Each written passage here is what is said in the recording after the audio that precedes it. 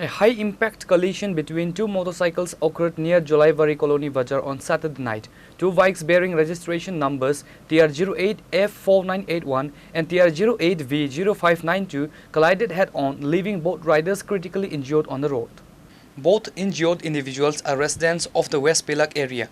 They have been identified as Ajit Das and Sadan Debnath. Local residents alerted the Jolaibari Fire Service, who rushed to the spot, rescued the victims and transported them to the Jolaibari Community Health Center. Rationbagan athletics ক্লাবের উল্টো দিকে আসামগতলা জাতীয় সড়কের সামনে একটি দুর্ঘটনা ঘটেছে বলে খবর আসে।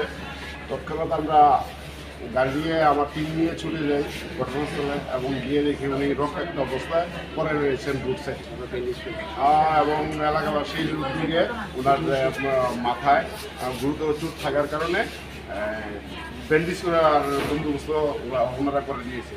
তারপরে আমরা ওনাকে রেস্কিউ করে হসপিটালে নিয়ে আসি। এতটুকু বলতে পারি। হ্যাঁ, ওনার নাম নিত্যানন্দ দত্ত, বয়স 70 বছর। দুর্ঘটনা কিভাবে হলো কিছু জানা গেছে?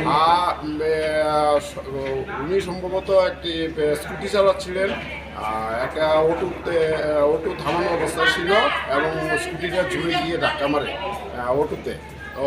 এতেই দুর্ঘটনা ঘটে। ব্রেক মিস হওয়ার কারণে। ওনার অবস্থা সিরিয়াস বলা যায়।